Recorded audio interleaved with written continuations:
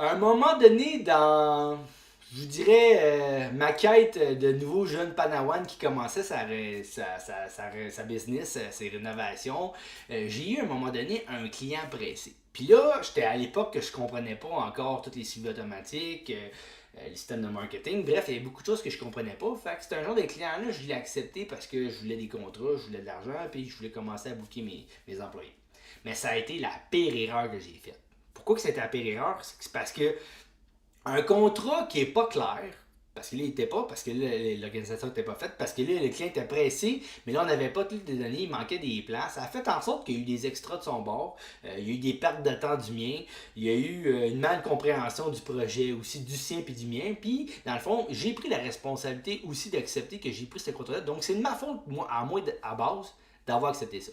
Ça allait amener beaucoup de négatifs plus que de positifs. Puis au final, même si j'ai un peu fait de l'argent, j'en ai perdu beaucoup.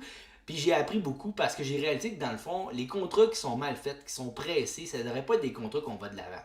Pourquoi? Parce que vous allez voir à un moment donné, il y a tellement de zones grises que ça va faire en sorte que le client, il va être pas content. Il va avoir des raisons d'être pas content, puis c'est normal, il va dépenser de l'argent, il va changer 3 fois d'idée. Tu vas revirer 3 fois à Quincaillerie chercher du stock parce qu'il change d'idée ou que c'est pas ça le projet. Puis là, finalement, tu arrives avec le nouveau plan, il y a tout le temps des affaires qui se passent. Donc, pour éviter ça, pour éviter des cassages de tête, je pense que c'est important de se dire comme peut-être d'accepter de ne pas aller de l'avant tant que vous n'êtes pas rendu, mettons, exemple, à 80%, 90% de l'ensemble du projet. Tu sais, quelqu'un qui vous arrive et qui vous dit « Hey, moi, ma voiture est à changer », je pense que tu as une bonne idée que c'est ta toiture. Mais si là, le gars, il dit ouais, ma toiture est à changer, mais aussi mes fenêtres sont à faire, puis dans le fond, ben là, tu n'as pas un client qui est nécessairement prêt ou organisé. Fait qu'il va falloir que tu fasses ça en force. Il va falloir que tu crées de l'organisation puis que les clients acceptent parce que sinon, toi, ça va être dur pour toi de t'organiser puis d'organiser le client.